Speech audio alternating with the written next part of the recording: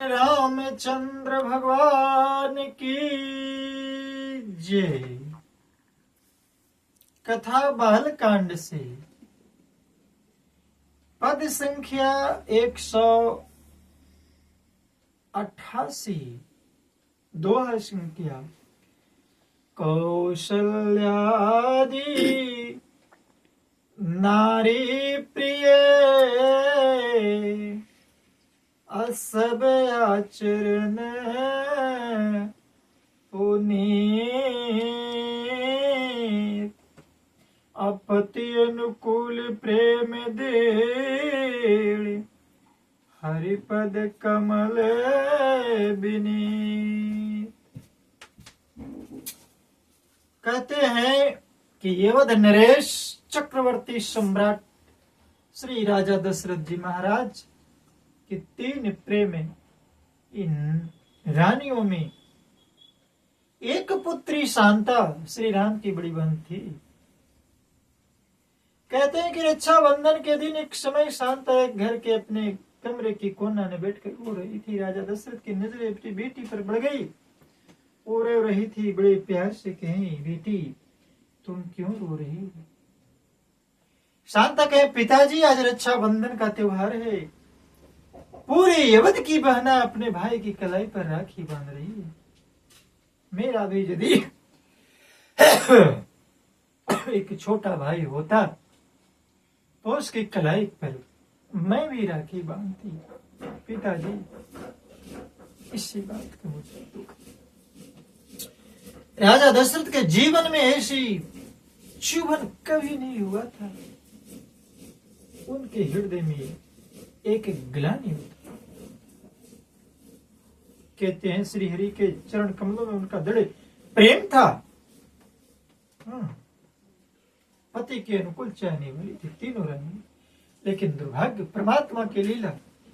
उनको में घर में तो राम को आना, तो राम क्यों ना आवेंगे जो दशरथ है, यानी 5 कर्म इंद्रियां 5 ज्ञान इंद्रियों को जिसने 10 दिशाओं में, यानी 10 दिशाओं में जिनका रथ चले, 10 दिशाओं जिनको बस में रहे, और 10 इंद्रियां यानी 5 ज्ञान इंद्रियां 5 कर्म इंद्रियां जिनके मुट्ठी में रहे, उनके घर में राम नहीं आएंगे तो किसके घर में आएंगे?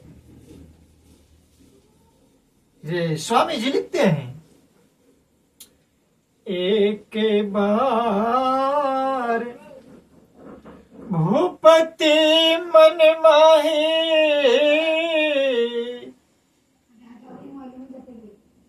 एक बार भूपति मन माहे, अभय ग्लानि मोरे सुत नाही। एक बार कहते हैं चक्रवर्ती सम्राट के पूर्ण जीवन काल में सिर्फ एक बार ग्लानि हुई। वो उनकी बेटी के कहने पर, जो वो भाई के लिए ललायित हुआ, तो उनके मन में, क्योंकि उनकी एक पुत्री थी, उनके वंशज थे, कि मेरी एक सूत नहीं। एक बार भय ग्लानि मोरे सूते नाही। तो उन्होंने किया क्या? गुरु गृह गयो तुरते महिपाला, आचरण लागी करी विनय विशाला। आज के राष्ट्रपति प्रधानमंत्री किन्हीं को लगने जाए। कोई यदि राजा महाराजा होता, आधुनिक काल के, मध्य काल के, प्राचीन काल के, जो भी हो, राजा दशरथ को छुड़ा करके एक छोटे से पद पर जाने वाले लोग को अहम हो जाता है कि जो पंडित जी को बुला लाओ, गुरु जी को बुला लाओ। क्या गुरु मर्यादा है, एक कीमत राजा दशरथ जानते हैं। गुरु गृह गयो तुरत महिपाला। यदि राजा दशरथ चाहते तो जो 10 दिशाओं को उंगली उंगली पर नचाता है, जिनका 10 इंद्रियां वश में हो, उनके चंद इशारों पर गुरु वशिष्ठ उनके राजमहल में पधार जाते। चाहते तो कहते जाओ गुरु को बुला लो, महिपाल ने बुलाया है, लेकिन नहीं, मर्यादा है, क्योंकि उनके घर में पुरुषोत्तम का आना है। वो चक्रवर्ती सम्राट है, इंद्र से भी समझिए आगे है। वो बुलावा नहीं भेजा गुरु का, गुरु के घर गए और चरण में प्रणाम कर बहुत विनय की। विनय क्या किया? आ निज दुख सुख सब गुरु रही सुनाया, और कही वशिष्ठ बहुविधि समुझायऊ।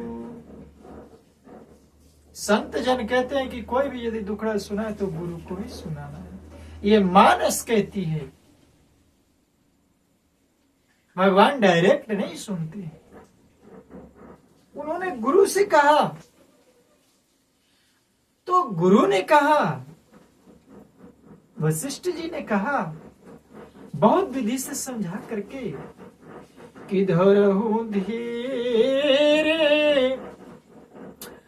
होई सुतचारी, त्रिभुवन विदित भगत भयहारी। वशिष्ठ जी ने जो कहा वो तो राजा जी दशरथ जी के लिए अचंभा था। राजा दशरथ जी को यह भी पता नहीं था कि मेरा बेटा होगा या नहीं, और मेरा पुत्र होगा कि नहीं, मेरा पुत्र वंश चलेगा कि नहीं। हालांकि उन्हें एक पुत्री थी, राम की बड़ी बहन थी, जिनका नाम शांता था, लेकिन वो तो एक पुत्र मांगने गए थे, उनको 4 पुत्र होने का आशीर्वाद महर्षि वशिष्ठ जी ने दिया है।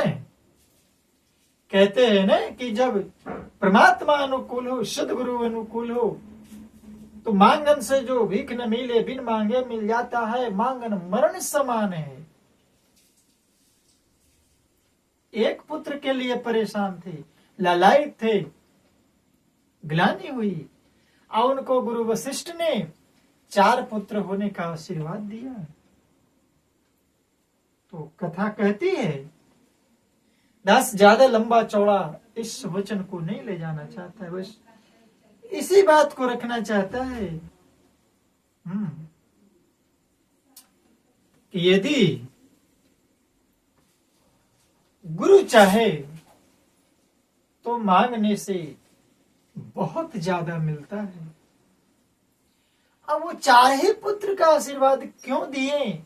1 पुत्र का भी दे सकते थे, 2 पुत्र का भी दे सकते थे, 3 पुत्र का भी दे सकते थे, 4 पुत्र, 5 पुत्र का भी दे सकते थे, 6 पुत्र, 8 पुत्र, 10 पुत्र।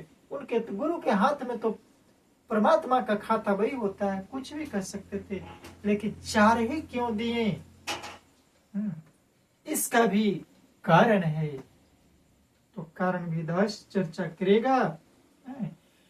तो कथा आगे फिर हम अगले कड़ी में देंगे कि गुरु वशिष्ठ ने श्रृंगी ऋषि को बुलाया है, और फिर क्या कहते हैं अगले अध्याय में देंगे।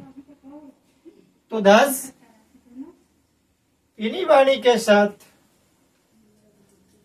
अपने वाणी को